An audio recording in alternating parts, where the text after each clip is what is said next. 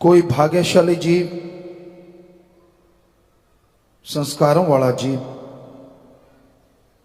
हिम्मत वाला जीव इस घोर कलयुग में प्रभु के नाम का सुमरन करता है। आज गर्जी युग है, गर्ज का बोलबाला है। गर्ज के बिना कोई किसी से प्यार नहीं करता। अपने स्वार्थ सिद्धि के लिए, अपने गर्ज के लिए लोग किसी भी हद से गिर जाते हैं। परमपिता परमात्मा का नाम निस्वार्थ बेगर्ज कोई भागों वाला ही लेता है, और बेगर्ज जो सुमरन करते हैं, प्रभु से प्रभु को मांगते हुए जो सुमरन करते हैं, मालिक एक ना एक दिन उन्हें अंदर बाहर से ऐसी खुशियां बख्शता है, ऐसी कृपा करता है जिसका वर्णन नहीं किया जा सकता। वो परमानंद की प्राप्ति होती है, वो नूरी स्वरूप के नजारे मिलते हैं जिसकी कल्पना नहीं की जा सकती। इंसान को मालिक वैसे ही अगर दर्श दीदार दे दे, एक इंसान की तरह, उसकी खुशी की भी कोई कमी नहीं होती, क्योंकि भगवान संत पीर फकीर के रूप में जो उस तक पहुंच चुका है दर्शन देते हैं। लेकिन कहीं उसी स्वरूप में नूरी स्वरूप प्रकट हो जाए, फिर तो भाई यहां वहां कोई कमी, कोई गम, दुख, दर्द, चिंता नहीं आता और इंसान खुशियों से माला माल हो जाता है। ऐसी खुशी, ऐसा नशा चढ़ा रहता है जिसका लिख बोल के वर्णन कोई नहीं कर सकता। तो अगर आप मालिक की उस परमानंद को पाना चाहते हैं, अगर परमपिता परमात्मा की उन तमाम खुशियों को हासिल करना चाहते हैं, तो यह जरूरी है कि आप प्रभु के नाम का सुमरन किया करें। राम नाम का सुमरन, प्रभु की गई भक्ति आपके अंदर शक्ति देगी, जो आप मालिक की राह पे दृढ़ता से, हिम्मत से चलते जाएंगे। जो भगत मालिक को पाने वाले होते हैं, जिनके नूरी स्वरूप प्रकट होने वाला होता है, कई बार शारीरिक और कुछ घरेलू परेशानियां आती रहती हैं।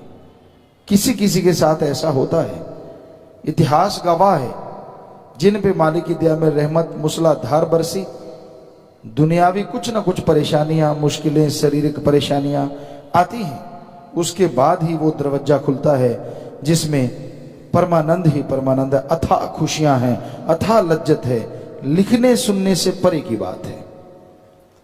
पर जो इससे ही घबरा जाए, उसके लिए फिर वो खुशियां बंद हो जाती हैं। तो आप कभी न कभी कोई परेशानी आती है, उसका घबराए ना, सुमरन के द्वारा, भक्ति इबादत के द्वारा हिम्मत से उन परेशानियों से पार हो जाएं। क्योंकि परेशानियों का आना काल की निशानी है। काल महाकाल नहीं चाहता कोई जीव आत्मा इस कलयुग में रहती हुई मालिक के परमानंद को पा सके।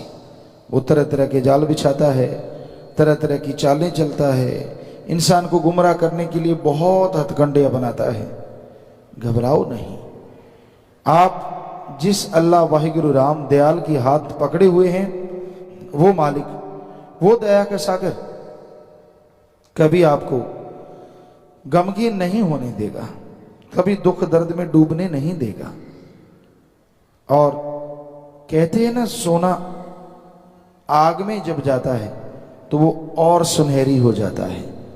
ऐसे जो मालिक से मोहब्बत करते हैं, कोई परेशानी आई, कोई मुश्किल आई, जब उससे गुजर जाते हैं, वो और सुनहरी हो जाते हैं और ज्यादा खुशियों के हकदार बनते चले जाते हैं। बस अपने हौसले को बुलंद रखो, सुमरन के द्वारा, भक्ति इबादत के द्वारा आगे बढ़ते जाओ। यकीनन एक दिन मालिक की कृपा दृष्टि के काबिल बनोगे, यकीनन एक दिन उसकी कृपा होगी। उसके घर में देर है अंधेर नहीं, हो ही नहीं सकता। इसलिए बचनों पे रहना आपके हाथ में जरूरी है। वो मालिक ने आपके हाथ में दिया है कि आप बचनों पे रह सकते हैं। आप खुद मुख्तियार हैं, मर्जी के मालिक हैं, आप किसी के गुलाम नहीं हैं। भगवान अल्लाह राम का जो गुलाम हो जाता है वो दोनों जहान का बादशाह हो जाता है, पर उसका गुलाम बनना बड़ा ही मुश्किल है।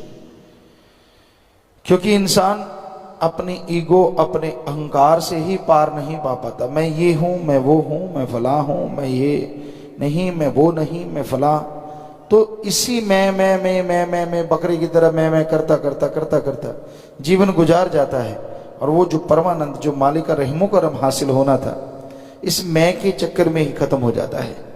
तो आप अगर खुशियां चाहते हैं, आप अगर परमानंद चाहते हैं, तो बचनों पे पक्के रहा करो, सुमरन किया करो, चलते बैठ के लेट के काम धंधा करते, और मालिक की औलाद का भला करो, तन से मन से धन से भले कर्म करो, तो यकीनन मालिक की कृपा होगी और मालिक के रहमो करम से आप माला माल हो जाए। ਧੰਨ ਧੰਨ ਸਤਿਗੁਰੂ ਤੇਰਾ ਹੀ ਆਸਰਾ। ਪਿਆਰੀ ਸਾਧ ਸੰਗਤ ਜੀਓ, ਹਰ ਰੋਜ਼ ਸਤਸੰਗ ਵੀਡੀਓ ਸੁਣਨ ਦੇ ਲਈ ਸਾਡੇ ਚੈਨਲ ਤੇਰਾ ਸੱਚਾ ਸੌਦਾ ਨੂੰ ਸਬਸਕ੍ਰਾਈਬ ਕਰ ਲਵੋ ਜੀ।